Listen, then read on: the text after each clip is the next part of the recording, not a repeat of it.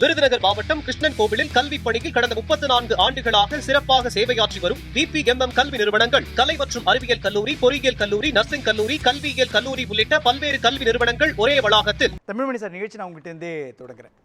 தாவேகாவின் 100 நாள் ஆட்சி ஒரு யுகத்திற்கான மக்களின் மனசாட்சி அப்படின்ற ஒரு கருத்தை தமிழ்நாடு முதலமைச்சர் விஜய் சொல்லி இருக்கிறாரு. ஆனால் இன்னொரு பக்கம் 0 மதிப்பெண் தான் இந்த 100 நாட்களுக்கு கொடுக்கணும் அப்படின்றதும், இது விளம்பர ஆட்சி அல்லது ரீல்ஸ் ஆட்சி அப்படின்ற ஒரு விமர்சனத்தை அதிமுகவோட பொதுச் செயலாளர் EPS முன்வைக்கிறார். எப்படி இருந்தது இந்த 100 நாட்களுடைய ஆட்சி?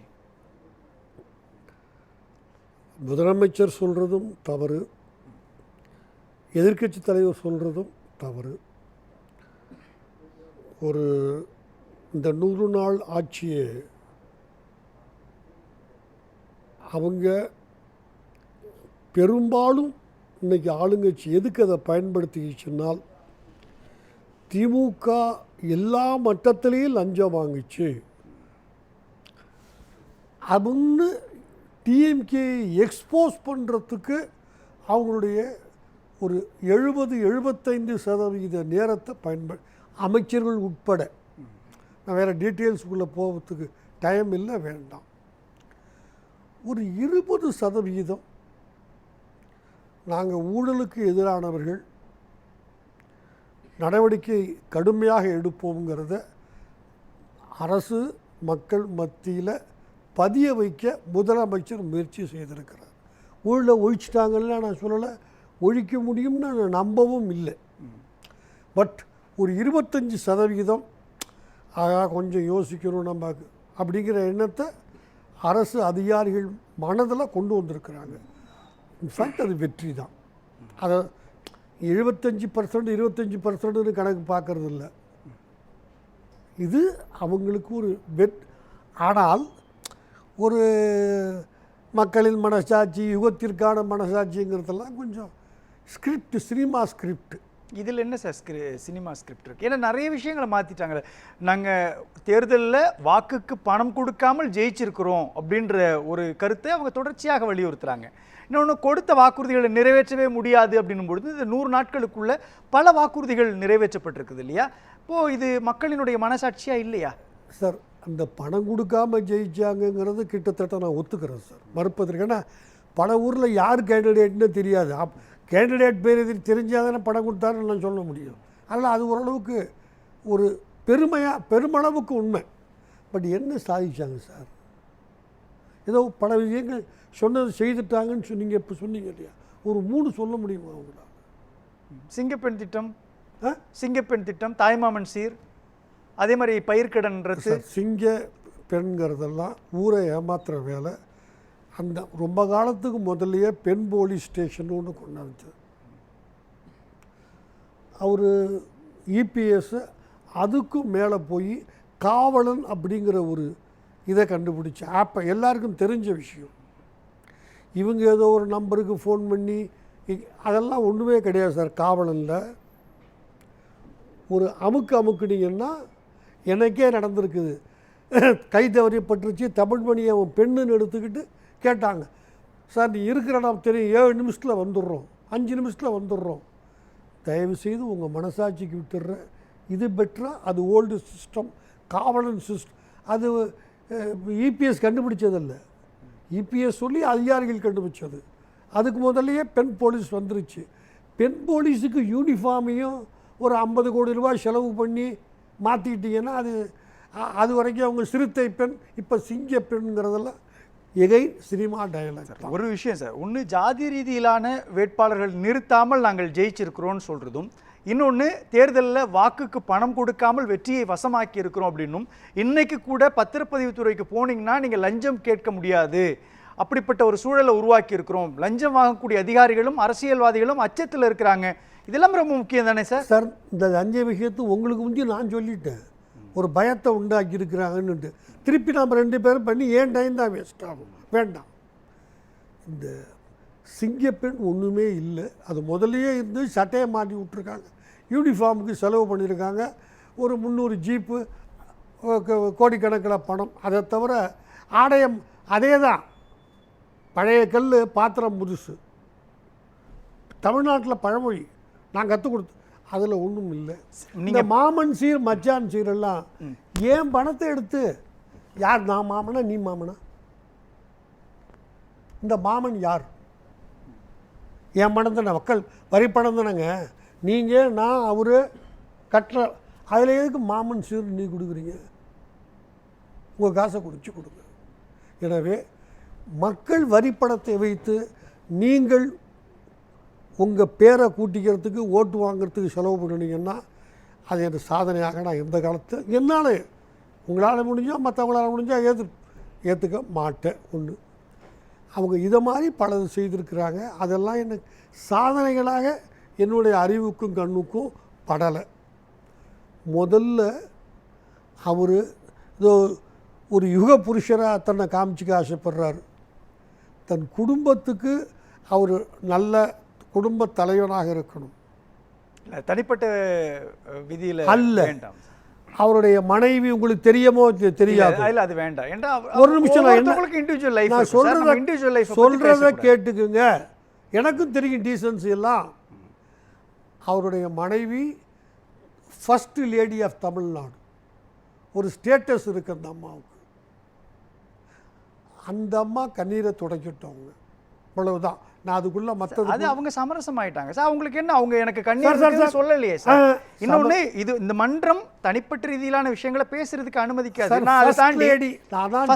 சார் அண்ணா பதவி ஏற்கும் பொழுது கூட அவருடைய துணைவேர் அழைச்சிட்டு வரல. அப்ப அவர் துணைவேர் அழைச்சிட்டு வரல. அப்ப அவர் சொன்னது ஆட்சிக்கும் குடும்பத்துக்கும் இடைவெளி இருக்கணும்னார்ல.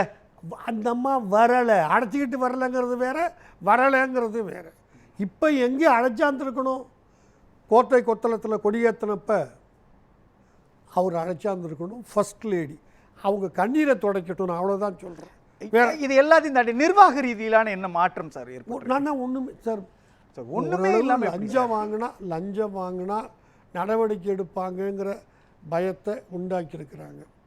சரி, அதை தவிர என்னால் வேற ஒன்றும் இல்லை. இந்த மாமன் சீர் மச்சான் சீரெல்லாம் என் பணத்தை எடுத்து நீங்கள் உங்களுக்கு பேர் வாங்கிறதுக்கு எதுக்கு? அது எப்படி சார் சாதனைன்னு நான் சொல்ல முடியும்? விட்டுருங்க. ரொம்ப சுருக்கமாக அவர் என்ன பண்ணுறாருன்னு இப்போ சொல்கிறேன். ஒரே நிகழ்ச்சியில் அதை முடிச்சிடுறேன். அவர் என்ன பண்ணுறாருங்கிற 1972-73 நான் சிந்தாரிப்பேட்டில் எனக்கு வீடு இருந்துச்சப்போ அப்படி பெரிய அந்த பாலத்தை தாண்டி போனால் 9ஆம் நம்பர் பஸ் நிற்கும் சார். நான் கொஞ்சம் கூட டாபிக் வெளியே கூட கூட்டிகிட்டு போகலை. 9ஆம் நம்பரில் பஸ் ஏறி டி நகர் திருமணப்பிள்ளை வீட்டுக்கு காமராஜை பார்க்க போகிறேன். எனக்கு என்ன ஒரு 18-19 வயசு இருக்கலாம். 72 அல்லது 73 கால ஓட்டத்தில் மறந்து போச்சு. ஒரு சீட் 2 பேர் சீட்டில் ஒருத்தர் தடியாக முரட்டு கதர் போட்டுக்கிட்டு உட்காந்துருக்கிறார். ஏன்னா பார்த்த உடனே தம்பி வாங்கன்னு கொஞ்சம் தள்ளி எடுக்க நான் உட்காடுறேன். அவர்கிட்ட பேசிக்கிட்டே வர்றேன். எந்த ஒரு சார்னு கேட்குறேன். சிதம்பரம்னு சொல்கிறாரு.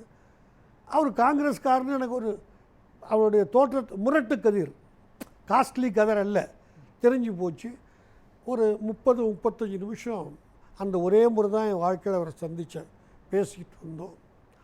அவர் ஒரு தலித்துங்கிறது அவர் அதுக்குள்ளே போக வேணாம், தெரிஞ்சு உரையாடல தெரியும். ஏன்னா ஆமாம், அதுக்கு பிறகு ஒரு மிக நல்ல மனிதர்னு எனக்கு புரிஞ்சு போச்சு. நான் சீட்டு கூட கேட்கல சார். நான் ஏறின உடனே பார்த்துட்டு ஒதுங்கிக்கிட்டார். அப்புறம் தான் நீங்கள் எந்த ஊர்னு கேட்டால் பல விஷயங்கள் அவசியம் இல்லை. நெஹ்ருவை பற்றியும் சிதம்பரம், இவர் சிதம்பரம்னு சொன்னார் இல்லையா சார், சத்தியமாக இந்த நிமிஷம் கூட நினைக்கக்குள்ளே என்னால் உடம்பு சிலுக்குது எனக்கு. அவர்கிட்ட நான் பேசிட்டு வர்றேன். நேரு செய்த பல காரியங்கள் தலித் கம்யூனிட்டிக்கு. சிதம்பரத்தை சேர்ந்த ஒரு மனிதரை 2 முறை அல்லது 3 முறை எம்பியாக இருந்தார். அவர் மக்கள் ஓட்டு போட்டு ராஜ்யசபா அல்ல.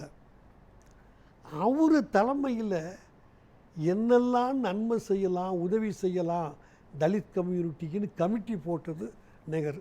எனக்கு தெரியும். அப்போ தான் நடந்துருந்துச்சு. யார் சார் அது? சார் அது யார் சார்? இந்த வர்றேன். கரெக்டான கேள்வி இப்போ நான் பதில் சொல்கிறேன். அதெல்லாம் முடிச்சுக்கிட்டே வந்தால் அவர் என்கிட்ட பேசிக்கிட்டே வந்தார். ஒரு 35 நிமிஷம் சார். பெரியமேட்டில் ரெப்பன் பில்டிங் எய்த்தாப்பில் பஸ் ஏறி 9ஆம் நம்பர் அங்கே போய் இறங்குறேன். என் தாய் மீது சத்தியமாக ஒவ்வொரு வார்த்தையும் உண்மை. இதில் 2 பேரும் ஒரே ஸ்டாப்பிங்கில் இறங்குறோம். எனக்கு முந்தைய ஒரு காங்கிரஸ்காரன் தெரிஞ்சு போச்சு. காமராஜ் வீட்டுக்கு எதிர்த்தாப்புல ஒரு ஸ்டாப்பிங் இருந்துச்சு. நானும் காமராஜை பார்க்க தான் போகிறேன், அவரும் பார்க்க போகிறார். அப்போ சார் நான் கும்பகோணம்னு அப்போ தான் அவர்கிட்ட சொன்னேன். அது வரைக்கும் அவர் சொன்னால் நான் தான் சிதம்பரம். சார் நீங்கள் என்ன செய்கிறீங்க, உங்கள் பேர் என்ன? ஏன்னா உள்ளே போகிறேன், அங்கே போய் பேச முடியுமோ இன்னும். இவ்வளோ நேரம் நீங்கள் ஒருத்தரை பற்றி பேசிகிட்டு வந்தீங்கல்ல, அந்த இளைய பெருமாள் நான் தான் சார். சத்தியமாக சொல்கிறேன், அப்படியே சிலுத்து போச்சு. தானும் இளைய பெருமாள் பேரில் தான் கமிட்டிக்கு பேரே இளைய பெருமாள் கமிட்டின்னு நெஹ்ரு போட்டது. தலித் மக்களுக்கு என்னென்ன சட்டப்படி செய்யலாம்னு 2 கமிஷன் இன்றைக்கி இருக்குது புஸ்தகங்களில். அப்படியே நின்று என்னை அணைச்சிக்கிட்டு, தம்பி நீங்கள் நல்லா வருவீங்க சொல்லிட்டு 2 பேரும் உள்ளே போயிட்டோம். ஏன் சொல்கிறேன்னு இப்போ நான் முடிக்கக்குள்ளே உங்களுக்கு தெரியும் இந்த நிகழ்ச்சியை. 2014 ஹைகோர்ட்டில் நான் ஒரு பொறுப்பில் இருந்தேன். ஒரு ஃபங்க்ஷன், பெரிய ஃபங்க்ஷன் நடத்துகிறேன். அதுக்கு ஒரு மரியாதையான மனிதனை கூப்பிடணும்னு ஆசைப்பட்டு வெஸ்ட் பெங்கால் கவர்னராக இருந்து, அவர் யாருன்னா காந்திக்கும் பேரை ராஜாஜிக்கும் பேரை, கோபாலகிருஷ்ண காந்தி கவர்னராக இருந்தவர். அவர் ஜோதிபாசு காலத்தில் ஒரு 2 மணி நேரம் பவரை நிறுத்திட்டாங்க. ராத்திரி 8 to 10 பவர் இல்லை. ராஜ்பவனில் தான் பவரை நிறுத்திக்கிட்டார். ஜோதிபாசு கூப்பிட்டு சொன்னார், சார் உங்களுக்கு பொருந்தாது, நான் தான் ஃபஸ்ட்டு சிட்டிசன், எனக்கும் பொருந்தும்னு அணைச்சிக்கிட்டு அப்படியே இருந்து வாழ்ந்தோம். அதை கேள்விப்பட்டதுலேருந்து அவர் பேருக்கு ஒரு பெரிய மரியாதை. அந்த ஃபங்க்ஷனுக்கு இங்கே இருக்கார் சென்னையில், இப்போ இருக்காரான்னு எனக்கு தெரியல. 2014 ஜூலை. ரொம்ப சுருக்கமாக சார், நேரம் பிடிக்கும். நான் கேட்குறேன் எங்கே இருக்காருன்ட்டு. இது மாதிரி திருவான்மியூரில் கோயிலை ஒட்டி ஒரு அப்பார்ட்மெண்ட்டில் தங்கியிருக்கிறார். ஒரு டபுள் பெட்ரூம் அப்பார்ட்மெண்ட். போய் கூப்பிட்டேன், வர்றேன்னு ஒத்துக்கிட்டார். வீட்டில் யாரும் வேலையாள் இல்லை. அவரே காஃபி எடுத்துகிட்டு வந்து என் புக்கில் இருக்குது கொடுத்தார். சாப்பிட்டுட்டு, சார் இந்த தேதி ஃபங்க்ஷன் வந்துடுறேன், நான் கார் அனுப்பிச்சு இத்தனை மணி கூப்பிட்டுக்கிறேன் சார், ட்ராப் பண்ணுறேன். என் 2 கையும் பிடிச்சிக்கிட்டு நான் எப்படி வரேன்னு ஒத்துக்கிட்டேன். எனக்கு கார்லாம் கிடையாது.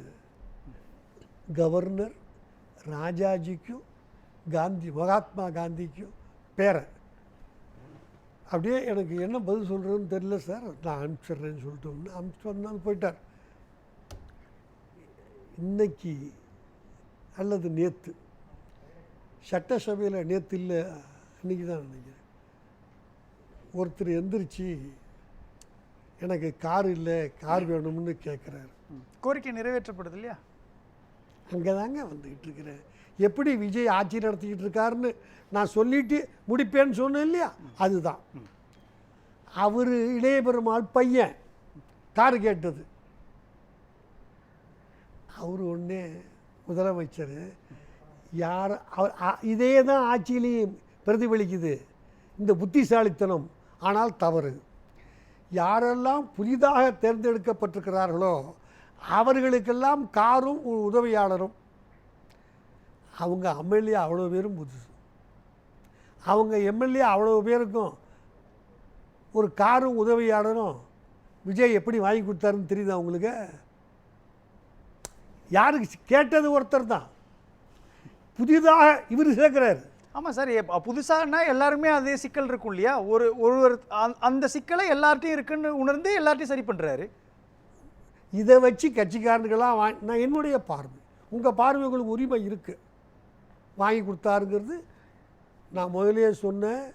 இப்போ உதவியாளருக்கு 20,000 ரூபா மினிமம், டிரைவருக்கு 30,000 ரூபா. புரியுதா உங்களுக்கு? உங்கள்கிட்ட தான் சொன்னேன்னு நினைக்கிறேன், எனக்கு சரியாக ஞாபகம் இல்லை. இவங்க விஜய் உண்மையிலேயே ஊழல் இல்லாமல் ஆட்சியை கொடுக்கணுன்னால் ஒரு டிவிஎஸ் ஸ்விஃப்ட்டில் போனா தான் முடியும். இது சொல்லியே சொன்ன இந்த பேசலாம் சார், முதல் சுற்று பார்வை. எனவே இப்படி அவர் பண்ணுற ஒவ்வொன்றுமே யார் கோரிக்கை வச்சாலும் அது தங்க ஆட்களுக்கு எப்படி பயன்படணும் அவங்கள கோர்த்து ஒரு உதவியாளர், ஒரு காருக்கு பெட்ரோல் மாதம் 30,000 ரூபா. பேசலாம். தமிழ்மணி சார், ரொம்ப சுருக்கமாக. சார், சாதனைகள் இல்லைன்னு நான் ஆரம்பத்திலே சொன்னேன். அதை தான் வந்திருக்குது சார். 2 விஷயம். முதலமைச்சருக்கு ஆபத்து வேறு எங்கேருந்தும் இல்லை. இந்த 100 நாளில் எந்தெந்த கட்சி பேர் வேண்டாம், ஊழல் பண்ணவன் 3 தலைமுறையாக ஊழல் பண்ணவன்லாம் சேர்த்துருக்காருல தங்கட்சியில், அவங்களால தான் ஆபத்து வரப்போகுது, மக்களால் அல்ல. அவங்கள முதல்ல இப்போ இன்னைக்கு வரைக்கும் இந்த 100 நாளில் ஊழலை ஒழிப்பேன்னு சொல்கிறவர் இத்தனை முன்னாள் அமைச்சர்கள் மேலே ஊழல் வழக்கு போடுறதுக்கு பெண்டிங்காக இருக்க. திமுக 5 வருஷமாக வச்சுக்கிட்டு தூங்குச்சே, அதை 3 மாதத்தில் முடிப்பேன்னு அவர் சொல்லியிருந்தாருன்னா இவர் ஊழலை எதுக்குறாரு நான் கை தட்டியிருப்பேன். வாயவே திறக்கலை. நன்றி சார்.